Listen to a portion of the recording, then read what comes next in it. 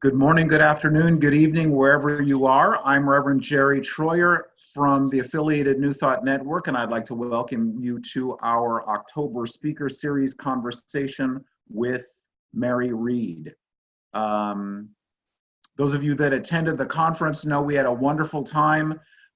Next year's conference is September 28th to October 2nd, again at Unity Village, and you'll be hearing much more about that as we go along. So I would like to invite you to get comfortable where you are, and I will center us and pray us into this wonderful experience.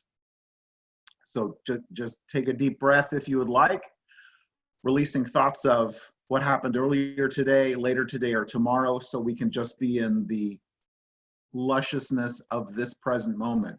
And as we do and we are, we allow ourselves to be reminded of our oneness with the God presence, with one another, and with all of life. And we come together in gratitude for the opportunity to listen, to learn, to share, to be open at the top, as Ernest Holmes said. So we give thanks for this time with Mary Reed. We give this thanks for this time together with one another. I wrap our time together in gratitude, love, and light, and together we say, and so it is. So I would like to introduce and welcome our beloved Reverend Dr. Carol Lawson, a Vice President of the Anson Board and also coordinator for our speaker series conversations.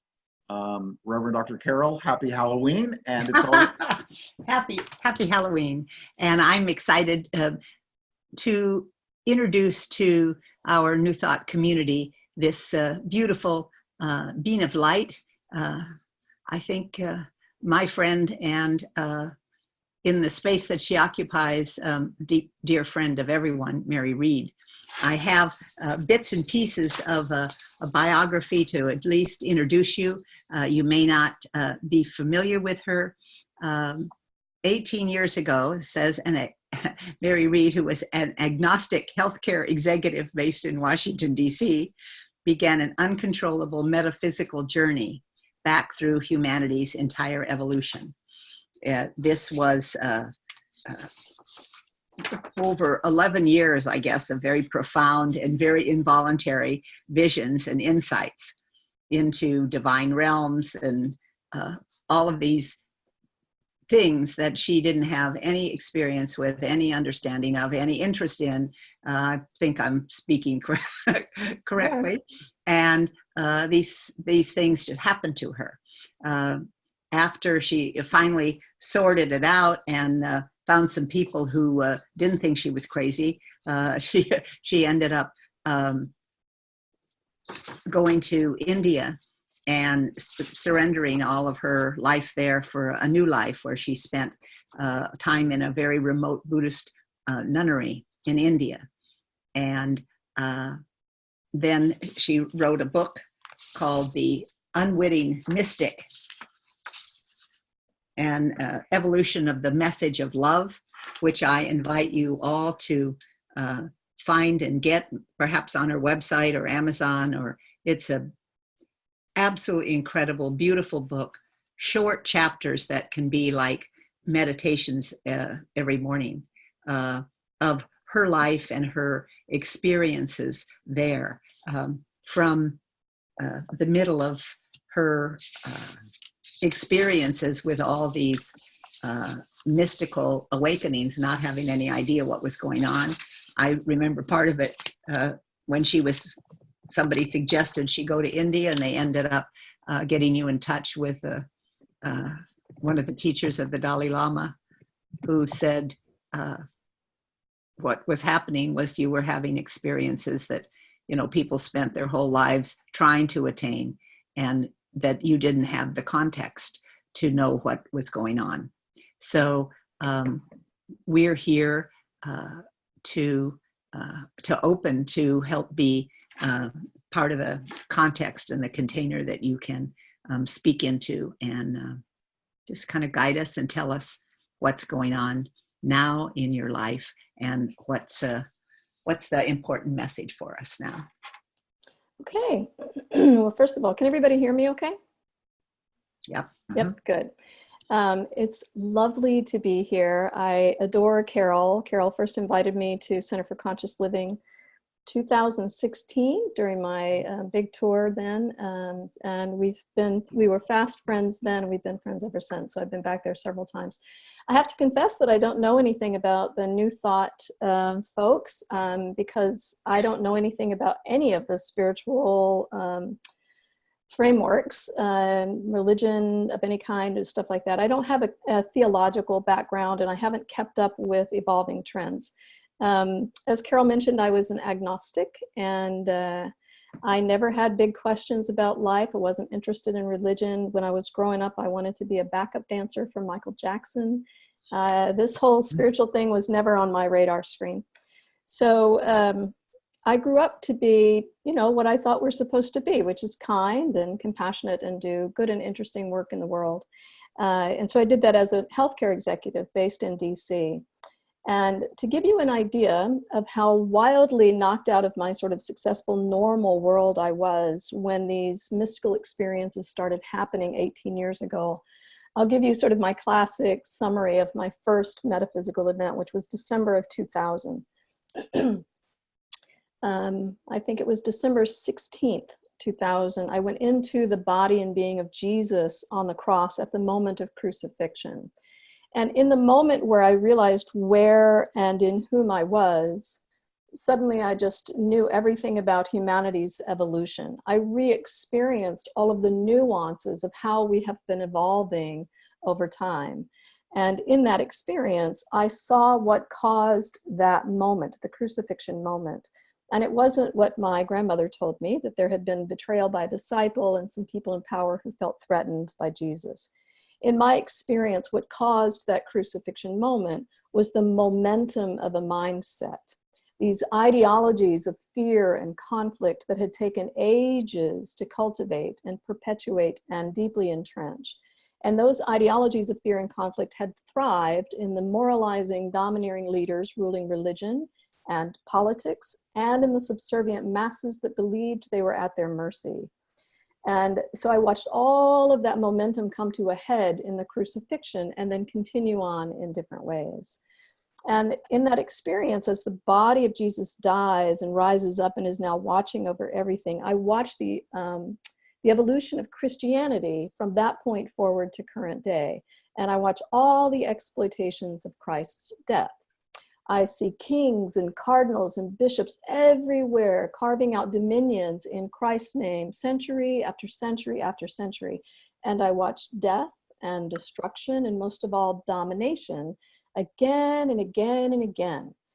Now, of course, there was a lot of goodness that came out of the evolution of Christianity. Of course there was, and there still is. But it was the way that the goodness was being used that was my lesson. And that was, mankind overall didn't want this good Christ that healed. Mankind wanted a good Christ that conquered. And that's what I was shown. And lastly, in that experience, which for me that day was 3.5 hours, I saw stretching throughout all of history, throughout all of time, in every human heart, there's a thread of sorrow that connects every single one of us, including modern day people. And the source of that sorrow is our deeply held fundamental belief that we're separate from this thing that we call God. Fundamentally, we believe we're separate from this flow of divine life that's the thing that gives us life experience itself. So in that initial experience, in the Christ crucifixion experience, the embodied wisdom of that vantage point, there were 3 themes. There was the fear and conflict ideologies that are pervasive throughout humanity, the conquering mentality of mankind, and the thread of sorrow that connects all of us. And in some way or another, those 3 themes have been repeated throughout my 18 years. They apply to it in the world in different ways. And so now when I go on tour or when I give talks and retreats, I use my 18 years of experiences to take people on a journey using only my mystical experiences from the origins of our existence. And I should say that most of my experiences relate to the origins of things that we consider pertinent to understanding human experience. the origins of existence, of thought, of fear, of Christianity, of Buddhism, etc.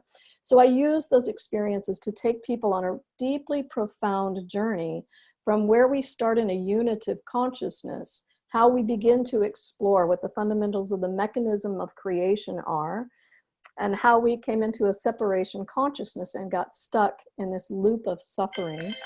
And then what's happening in our world now as we're coming out of this separation consciousness and realizing how to come back into the unitive consciousness or a state of wholeness.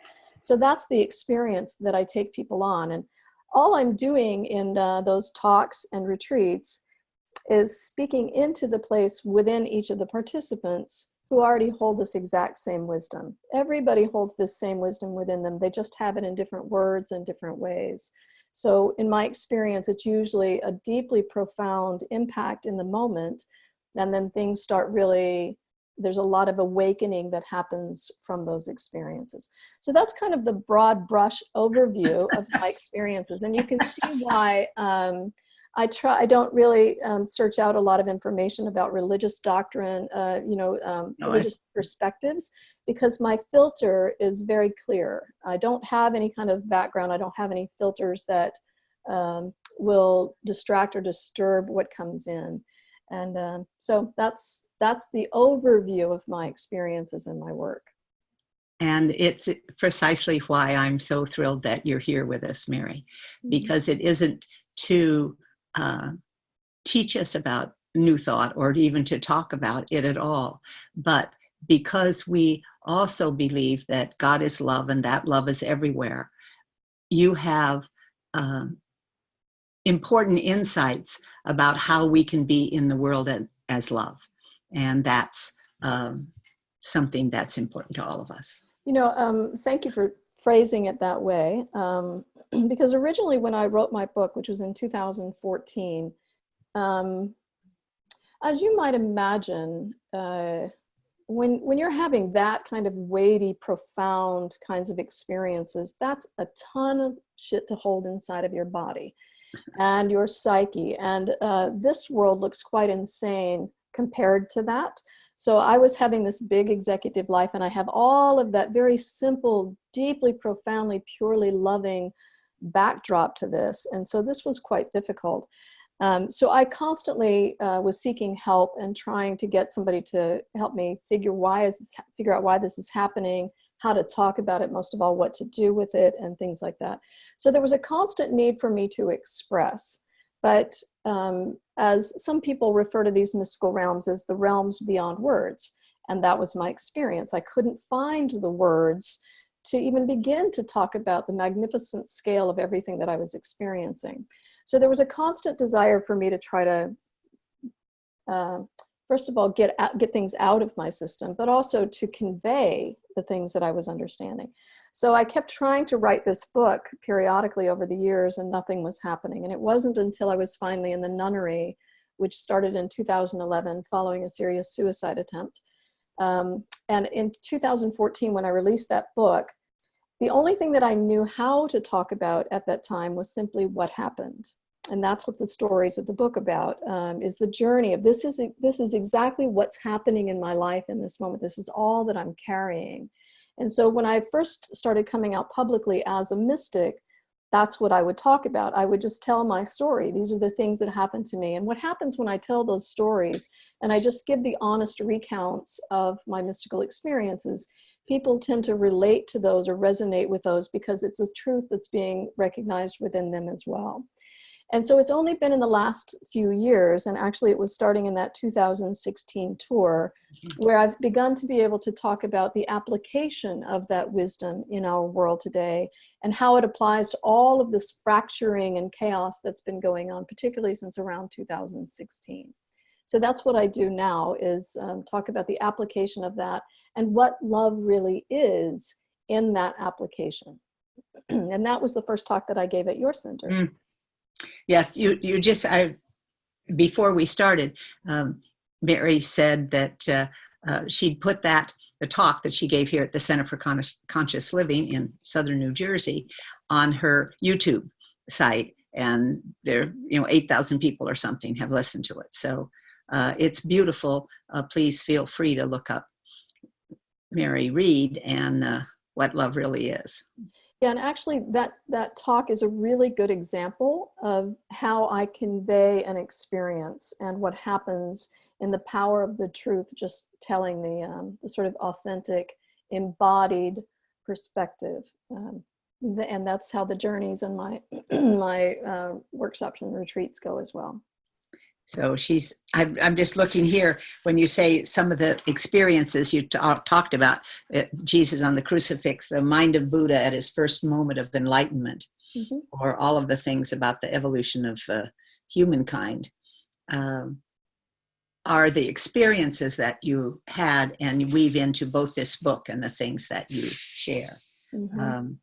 But I'm interested then in what you're finding about ways for us to apply what you've learned. That's a very big question that actually relies on a lot of context for that. Because, okay, so if you need to go back about yeah, some of the things you've learned, that's fine. Yeah, so we have to know what the wisdom is that we're applying, right? And ultimately, it's a wisdom that's very confusing to the mind, because the mind has been ensconced in this good trumps bad paradigm of life, in which there's a right and a wrong, a good and a bad. And that's the conquering mentality of mankind. We actually use the good to try to make the bad go away. So while I start my talk with that, what love really is. I start that talk with the question, if love is all there is, if all we need is love, then why hasn't love ever been enough to make our suffering go away? There has to be something different. And the answer is because what we use as love is not love. It's actually a form of rejection. It's a form of domination. And we know that because we are trying to use the good, the kindness, compassion, and empathy, and caring, and all of these well-intended things to make what we think is bad in the world go away. That's not healing the bad. That's rejecting the bad. And so in my work, we do... Pause for a minute. Yeah. Because I just want them to feel that. Okay. It's an amazing kind of thing that's going to lead us to something beautiful. And I can help you put that in context. So in our primordial state of being, in the vast, exquisite state of nothingness before there's any something, that exquisite void is purely aware. It's fundamentally awareness itself. There's not something there that's aware. Awareness is the thing. And all of that awareness has an innate nature that is part of its every existence. And that is, its nature is purely cherishing. So there's not something that's aware and cherishing. Cherishing awareness is the thing that we call God, that we have personified in all of these different ways. In my embodied experience, fundamentally in the primordial state of being, it's only pure cherishing awareness that we call God or source or whatever. And all of this is, cherishing awareness has an impulse that drives its existence. And that is, it seeks to be aware of and cherish all there is to be aware of and cherish. God seeks only to know itself. It seeks to be all that it is, period. And I've embodied this many times in different ways, and always comes back to this. Now, in an awareness-driven world, and we probably don't have time to get into the mechanism of how awareness creates a reality, but at any rate, in an awareness-driven world, all that awareness is aware of in its reflections of life, awareness aware of awareness itself, and cherishing it. There's no such thing as inequality or oppression or resistance or rejection or considering something other. Because in the divine state, all of life is always equal, because awareness doesn't judge. There's no such thing as right or wrong awareness, good or bad awareness. It's just aware. It's the thing that's aware of a concept, a conceptual idea that we can possibly judge what we're already aware of. It's the same reason why, from the divine perspective, all of life is free to be whatever it is, because there's no such thing as awareness that can oppress or resist. It's the thing that is aware of the conceptual imagined idea that we can possibly oppress or resist.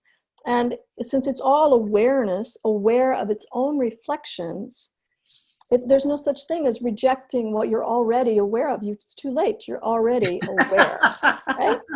And then everything is always in a state of unity and oneness, because it's all awareness being aware of and reflecting upon itself. So from the divine perspective, that which is giving us life, our divine nature, all of life is equal and free, unconditionally accepted in a state of unity and oneness. And you will notice that our reality is the exact opposite of that. We live in a world in which there's rampant inequality, oppression and resistance, rampant rejection, and we consider everything other than ourselves. And you'll notice that we live in a world in chronic pain. Because any time that we reject our own divine nature, we're in conflict. We are separate from our own divine nature. We are rejecting that which is natural to us, because we have overlaid what I call the filter, the Judge Judy filter, in which there's the life that we're witnessing, and then we've put this judging filter over it on the aboutness of all that we're experiencing. What about it? Is it good or bad, right or wrong? Is it threatening me, etc.? And it's always other that we're judging. So all of this is to say, this is a very quick summary of all of this, but all of this is to say it goes against our divine nature. So when we look at what love really is, when we think in a good trumps bad paradigm of life in which we live, when we think we're using love to try to heal something, we're not actually trying to bring it into a divine state to say, you too are equal and free and unconditionally accepted in this unified state of all that I am. What we're saying is that we want you to go away because it doesn't feel good. And so all of this is the big paradigm of the good trumps bad model of life has kept us in this loop. Because all that we're experiencing in our cries for union, constantly yearning for our divine nature, we live in a world in which we believe we're separate from other, and yet we are yearning to be united with our divine nature. And those yearnings, those cries we experience come in the form of everything that we label bad. Judgment, fear, oppression, resistance, etc. All of that is a cry for union, and the pain is coming from being separate from our divine nature. And so as we use this good stuff to try to make all that bad stuff go away, we're just creating more cries because we're not answering the cry yet. That pain that we experience is seeking to come into the home of divine love. It's seeking union with all that we are. The pain too. So it always comes down to being willing to be the divine witness to life, including the pain. So where we embrace everything that we're experiencing without indulging it. Does that make sense?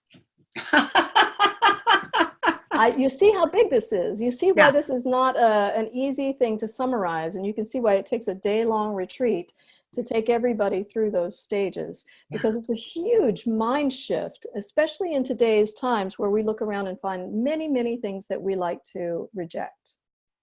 So just let me pause there and let me tell people that if you do have a question for Mary, if you want to type it into the chat or something, we'll be happy to bring your questions to her. But I think probably people are muted, aren't they, Jerry? So just type in the chat if there's a question. It's a beautiful context for what seems to me what we find ourselves in, this dilemma, or the yearning, as you say, for union, and then the not. And I can see certainly where I don't want to be around that, or I don't want to, this is not something that I want. And that's very different from, I love cherishing awareness, loving everything.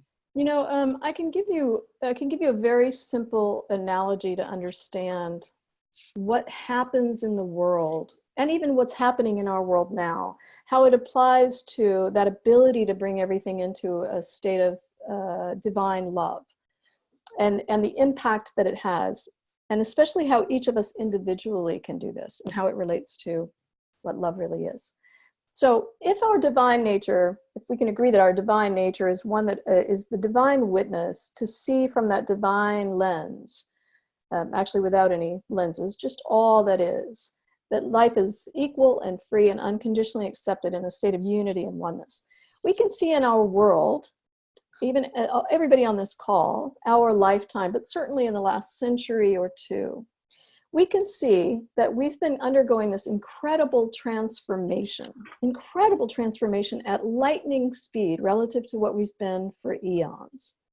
We can see that there have been massive movements towards equality, based in race, and gender, religion, geography, all of these separate, unequal, oppressive categories of life. Those boundaries have started to fall, and we've begun to see these movements towards equality all around the planet, not just in one little sector, but everywhere in our global awareness, these movements towards equality. And the second thing is we've seen these massive movements towards freedom to be who we are as we are. Freedom is a big issue around the planet that everybody's well aware of.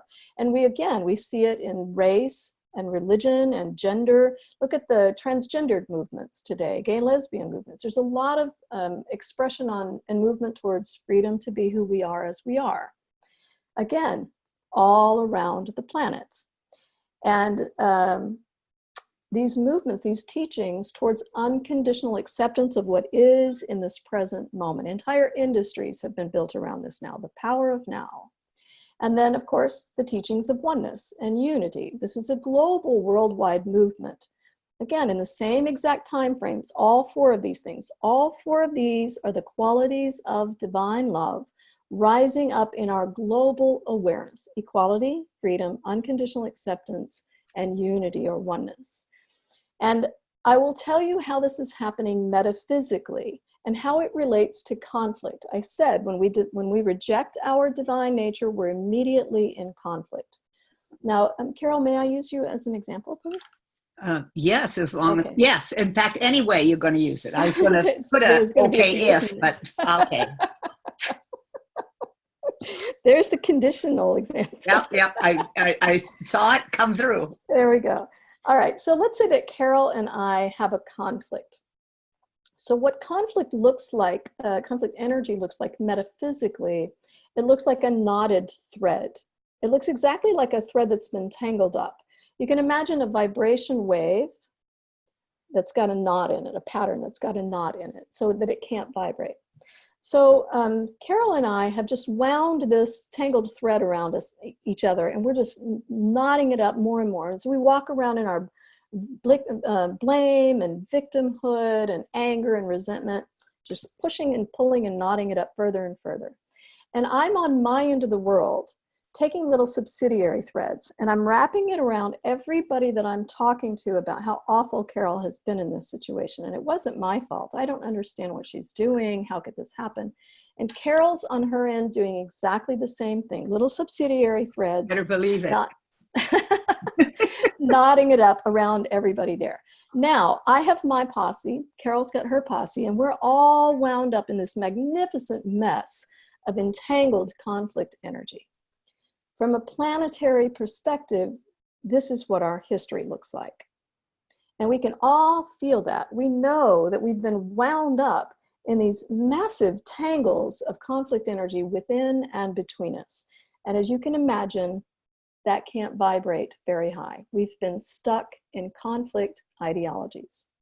Now, in this example, if I take the time, just me, and I go within in my unified vessel of oneness, and I own the truth of everything that I feel, perceive, how I've behaved. I just own all of it. Yes, I'm pissed. Yes, I think it's her fault. Yes, I feel bad. Yes, I feel guilt. All of this.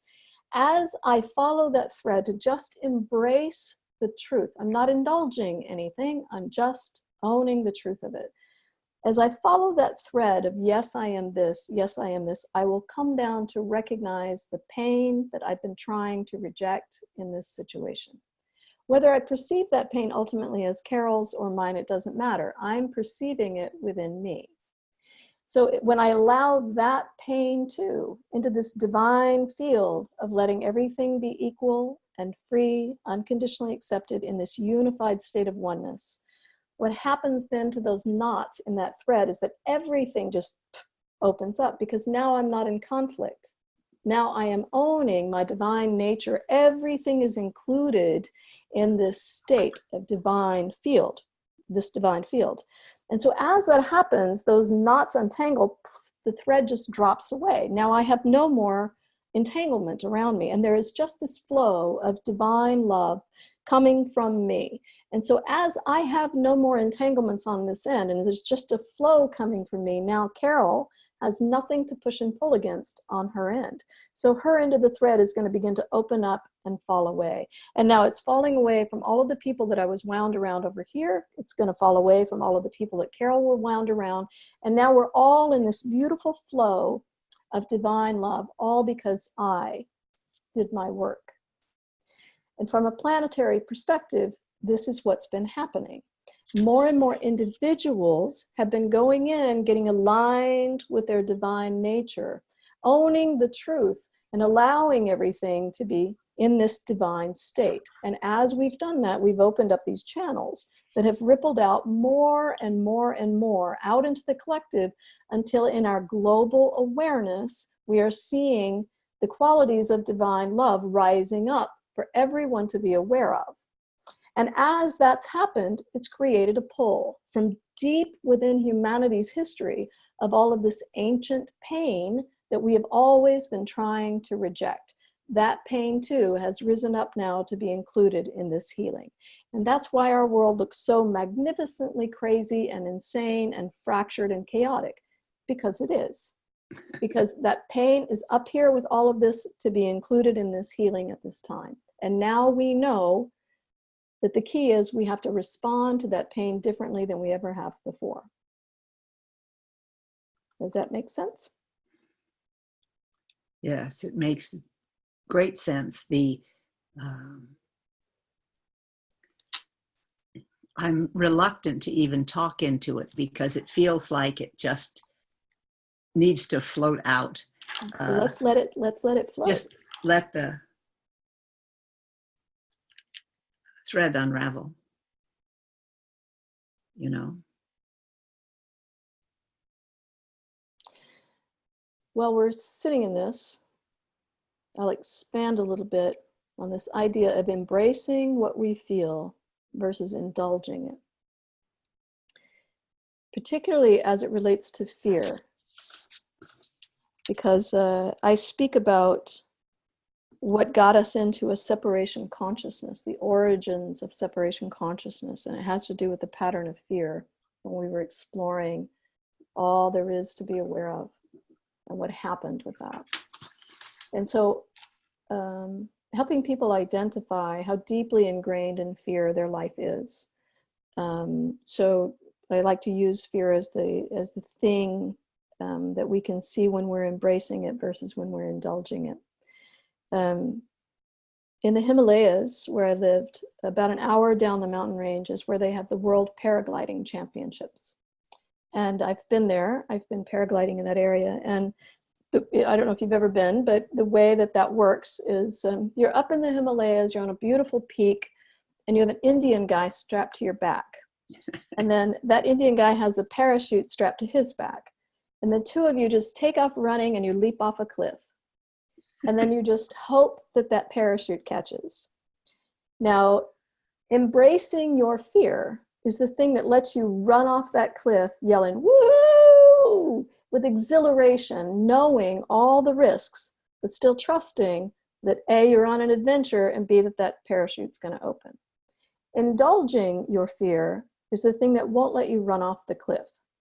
It won't let you go on that adventure. You identify with that. That's the thing that guides your decision, keeping you in place. And now you are rooted, literally rooted in fear. So there's the difference between embracing, which allows you to go on whatever journey of excitement and exhilaration and exploration that you want, and indulging whatever it is, and then you're identified with that pattern and that path. Beautiful. Thank you. There was something that you shared with us one of the times that you came to the Center for Conscious Living about the piercing process. Mm. Is that something that might go in here, or? Yeah, that's part of a bigger thing, and that's the basis of that What Love Really Is talk. But ultimately, the piercing process was, I was talking about this bubble that humanity lives within, which is, it only consists of two things: this illusory bubble that keeps us unaware of our divine nature. And that bubble consists of our fundamental belief that we're separate from God, and our constant crying out for union with God, or with divine love.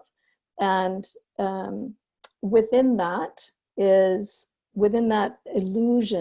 is the basis of the good trumps bad paradigm of life, in which we're constantly trying to use what we think is good to try to make the bad go away. And ultimately, the piercing process, you can imagine this bubble like a soap bubble.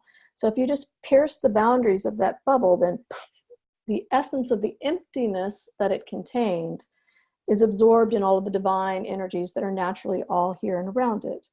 And that piercing process is when we get into that space truly of aligning with our divine nature, of truly, I use a metaphysical, really deeply profound metaphysical experience from April of 2016 to talk about, in the moment where I realized what the piercing process was that I'd been guided into by a whole cosmos full of divine beings. I realized that the piercing process was to get my own field in alignment with God. And I literally said in that moment, whatever comes into or arises in my field is allowed to be here as an equal, a part of all that I am. I will not judge anything. Whatever comes into or arises in my field is free to be here as it is. Whatever it is, I will not oppress or resist. Whatever comes into or arises in my field, I will allow here as an unconditionally accepted part of all that I am. Everything that comes into or arises in my field is included in the oneness and unity of all that I am. And the moment that I hit the mark, the moment that I was in direct alignment with my own nature, everything that we consider bad, all of the negative things on the good trumps bad side of the equation, started coming into this field one at a time. And as they would enter into this field, and the first thing up was fear, there would be a huge explosion of all that was carrying. So all of the different kinds of the nuances of fear in my life, my existence, and all the ways I'd ever been interwoven or entangled with the collective consciousness of humanity forever. I could see every speck of fear throughout all of eternity in my life, my field, and in the collective of humanity. And then underneath it, I could see all of the pain that was carried in that fear. My life, my existence, and the collective of humanity. And then there was a whole process of recognizing what I had done in terms of rejecting all of this pain, that I had put that in the collective consciousness of humanity because of my relationship with fear, trying to always make it go away. And as soon as I got into that, and I had to go through the process of profound shock, unfathomable scale of all of this stuff, with the sobbing and the I'm so sorry, and then finally getting down to the place where all I could say was, please forgive me. And mostly it was a request to that pain. And as soon as I got into that place of pure forgiveness and allowing that pain too to be part of this divine field, then everything went poof, and it all just absorbed into the divine field. All of that pain was truly, genuinely healed. And then right on the heels of that, bam, the next explosion was judgment, followed by self-loathing and violence and war and rape and poverty and all the things on the bad side. This went on for day and night, for several days on end. So that was the piercing process. But the point is, the piercing begins when we have that willingness. Am I really willing to be the presence of divine love that considers everything equal, free, unconditionally accepted in this state of unity and oneness of all that I am? That's how the piercing process begins. Well, I'm almost sorry I asked, because it sounds like something kind of big that I may need to do. Yeah, we have, anytime that we've been in a place of safety with judgments or fear, the things that keep us safe, this is a big challenge to that. This is why I said in the very beginning, this is a paradigm shift that's not comfortable for the mind. Yeah, because I really thought I was right, and they were wrong. Yeah. So we get outside of the paradigm of right and wrong. As Rumi says, beyond the field of right and wrong or something, yeah. There's a field, I'll meet you there. I'll meet you there. That's exactly it. And that's exactly where I go, is into that space beyond right and wrong. Yeah. It's really beautiful, Mary Ann. Yeah, you can see it's not on this work is not on the surface. There's nothing about this that's on the surface, and there's nothing about this that engages the mind. Even in my retreats, I don't normally tell people that they're going to be in silence. I tell people ahead of time to bring a pad and a pen, and everybody's people are going to listen to this, and they'll know if this is a secret. That's all right. Getting out now. That's all right. Word's getting out. But usually they're very excited to get something where they have to write things down and keep their mind engaged, and they don't get to use that pen and paper until the very end of the retreat, and they're kind of bummed in the beginning of that. But we have several questions. Let me ask there's some things about retreats and where can people find you or go on retreat. Well, let's do that toward the end. Yep. But here's a question from Andrea. How do you move from indulging with the fear to embracing fear? Yeah, I think you have some practices. It helps to have practices in which you come into the present moment and get out of the mind state. I have a video on my YouTube channel called the box exercise. It's a really good exercise to just bring you out of your mind and down. Carol, you've done that box exercise with me. I know, I'm looking at, I used to be here.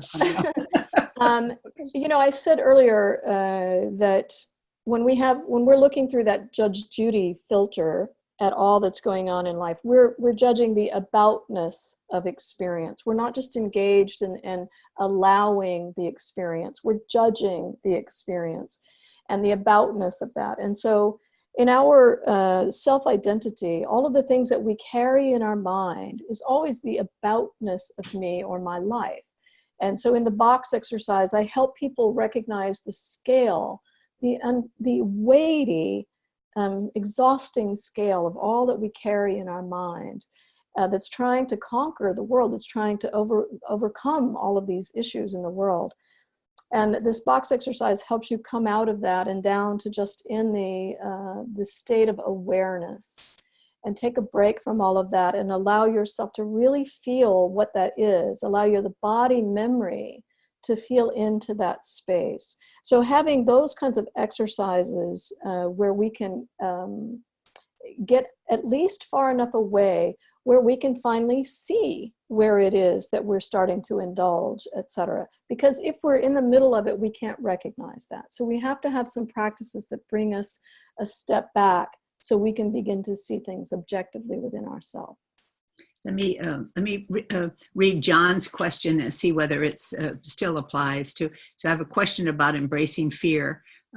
He's talking about his notes. I got that indulging fear keeps you rooted in fear, but what did you say about that embracing fear does? Frees you of ties? That doesn't sound right. I'm not remembering. Thanks. Yeah, that's okay. So in that example that I said, fear is the thing that lets you leap off that cliff with exhilaration. You know you're scared and you're going anyway. So in the embracing, you're going to continue the exploration of all that's joyfully possible in life. And fear is coming along for the ride. You're not denying that you have fear. You're just not letting it control you. It's not control. It's not the decision maker for you. It's just coming along on the ride, just like everything else. Does that help, John? Are you shaking your head? Yeah, he says yes, that helps. Okay, good deal. All right, yeah, Jerry's pointing out you can do the box exercise on your YouTube channel, and the what love really is talk is there.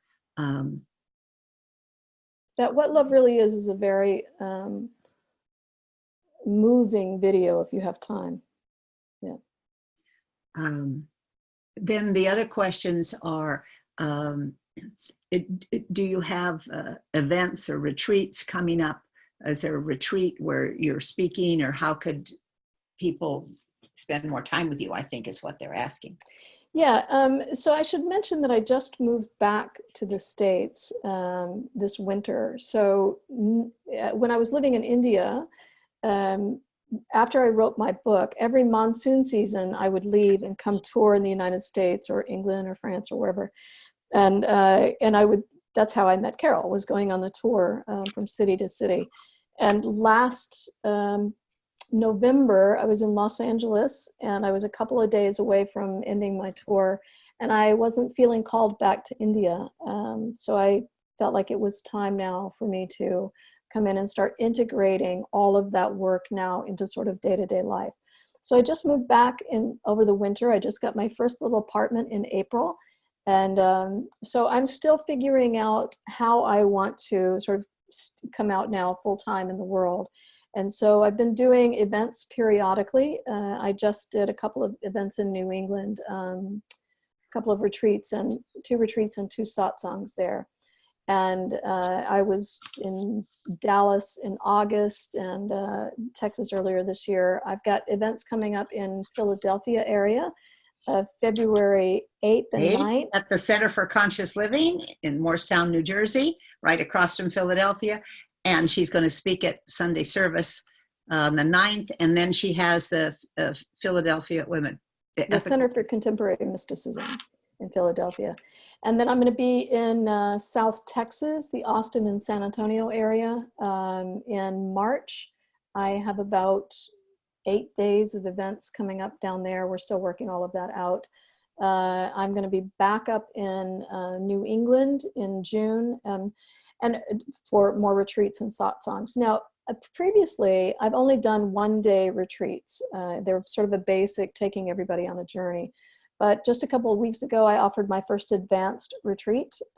People had to have done a retreat with me previously to participate. And it's a very, very deep dive. And it was fantastic. And at the recommendation of the host from that, I'm going to now start doing 2-day retreats. So we'll do the basic overview on the first day and the deep dive on the second day. So after Philadelphia, all of my retreats are probably going to be 2-day retreats. So I can really offer people an opportunity to stay in that place. And I'm also developing an online course to put my retreat experience into a 9-week course for people to kind of do it in stages, which I think will be quite helpful. So that will be starting to be released in November for those.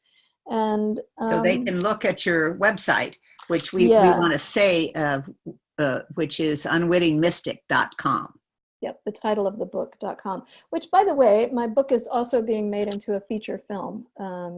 It's still in the process. We are still in the screenplay stages, but we did very well in the screenplay competition with the Austin Film Festival. So that's been exciting. It's wonderful. And you can hear the, it's interesting. You're talking about a space beyond the words. So as I was the profound, the enormous, the expansive, as I'm trying for the words, this book is readable, approachable, understandable, and beautiful because she's telling little stories. There's pictures in it. There's all of the things that have happened as her throughout this journey for these several years of the mystical experiences and dealing with it and figuring out what it is, and then her time in India as well. So what she's conveying here is conveyed, but it's very approachable in the book. So I'm recommending it highly. It's like read the book and see the movie. I also want to mention that I actually do weekly satsangs online with a particular community. I have a Patreon community under patreon.com/Mary Reed, I think. And so for folks who want to join that community, it's a little sense of community. I started it when I first came here to get some extra support as I was starting to rebuild my life here. And so I do satsangs with them on Sunday evenings, every Sunday evening. And I think you've covered everything else. You could join that community. There's a contribution, monthly contribution to be in that community that helps support Mary. And that's another thing that you can look in. Yeah, and it also helps support people who want to come to my retreats or get I also do private consultations who can't pay for it. So I do scholarships with that funding. And I've done a ton of scholarships and I have some consultations too this week, specifically from that. And many of my consultations, by the way, are with spiritual leaders because I was just talking with a couple of people from the Unity worldwide folks and talking about in my travels, and I travel extensively. I've now done, I think Wolfboro, New Hampshire that I just did over this weekend was my 101st event. So I've traveled extensively. I've met many, many spiritual leaders, lots of spiritual organizations. And I can assure you that it's quite evident that in this time of fracturing in the last few years, the spiritual leaders are not immune to that. And nor are the boards of directors and the directions of the spiritual organizations. The old norms aren't working. And for the people that are having to lead communities through these, there's a great dearth of support for them.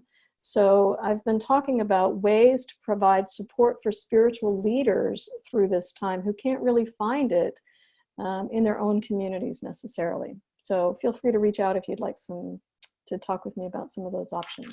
Yeah, that's beautiful. Our conference that just finished in October was at Unity Village. So that's deeply connected with us as well in terms of the people and the philosophy and the need to learn to live in this cherishing all paradigm. Somebody has a question about how to talk. How do we reach Mary to talk about her support for leaders? On my website, unwittingmystic.com, there's a contact tab. You're also, feel free to email me directly at happyeasylife@me.com. I love that, by the way. Give us that email address again, if you would. happyeasylife@me.com. me.com. Nice. Okay. Jerry's put it up in the chat for those of us that are on the call today, and then those of you listening in, just check it out. unwittingmystic.com for the website, and happyeasylife@me.com for. And back to the question that somebody had earlier about when I was talking about quieting the mind, there's also on my YouTube channel several guided meditations and things like that you can see from my past satsangs. Every once in a while I put those on the YouTube channel for the public if I feel like they're good ones. And there's one in there in particular that may be of interest to your folks, which is on quieting the mind chatter. I think it's one of the ones from September. Okay. August or September. I'm looking. I don't see. I see some. Thank you, Mary. Thank you, Carol and Jerry. Quieting the mind chatter. Jerry's put up. How about just a few minutes? We have 5 or 6 minutes. Just being with us, lead us in a little meditation. Oh, I would love that. How about we all get in a collective heart space together here? We have a quick question. Sure. Are you still doing work in Cambodia? Oh, yes. I still have a little charity there that addresses education in the rural communities, but mainly our charity is now a donor pass-through for American donors who just want to support the education programs that we built. We built a community service education model that serves 14 villages and 700 kids there. So if people want to support, they can donate through Wide Open Wings is the name of the organization, wideopenwings.org. And we just pass through those funds to the local communities. Thank you. Okay, so let's All right. spend time with cherishing awareness. Yeah. So we can just get comfortable where we are. Just relax into this beautiful intention of gathering, of supporting each other.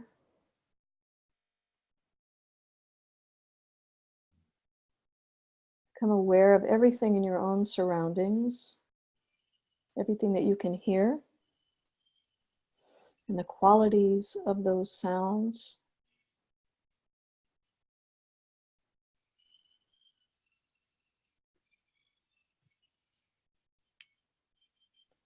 Becoming aware of everything that you can feel or sense, the temperature of the air around you, any movement within and around you. Just uniting with all of this awareness, letting our body unite with that sensation, that perception, relaxing into it. And we can begin to pull all this awareness inward, letting it soak into our skin, just like we're a sponge. We can take a nice deep breath in. Feel all of that awareness soaking inward and relax. Feel it soaking in through the skin, down into the muscle, down into the bone.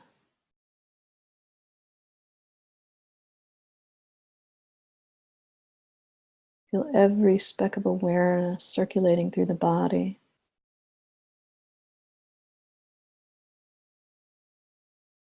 Rising and falling with every breath. There is only this union of awareness. We can center it all through the heart space, bringing it all inward into the heart, feeling our heart growing fuller.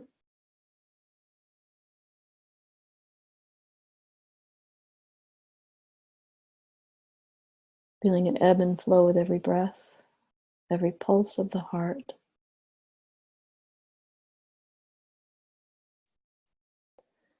And now we can pay close attention to all that we can feel in that beautiful full heart space of awareness. And we're going to take a nice deep breath in, and as we exhale, we're going to share all of this beautiful heart-centered awareness with each other, sending it out to everybody on this call. Take a nice deep breath in.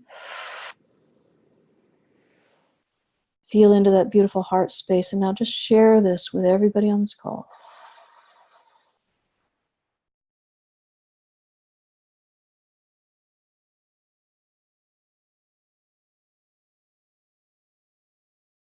You can feel yourself expanding and wafting.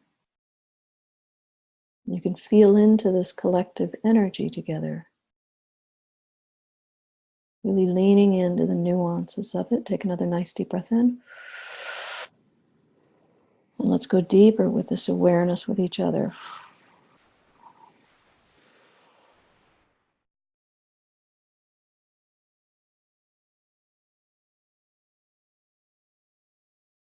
Feeling the genuinely loving intention that we're aware of with each other here.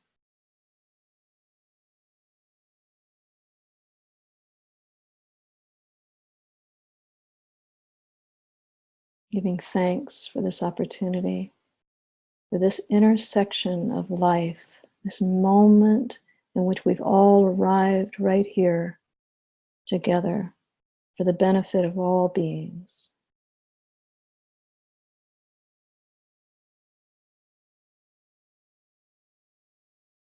And here we say with deep and authentic love, thank you, thank you, thank you, thank you.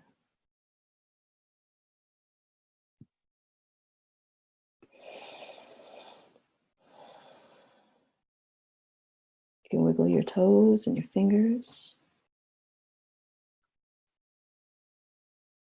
Open your eyes whenever you feel ready. Now, may you carry that heart space with you throughout the rest of your day. Jerry, if you would unmute us, please, so that Mary can hear our thank you as well, although we're just using words, but we're using the energy too. Thank you, thank you, thank you. Thank you. Thank you. Much. Lots of love. Thank you. Thank you, Mary. Thank Beautiful. you. Namaste, namaste, everybody. Namaste, Beautiful. namaste, namaste. Namaste. Yay. Hi,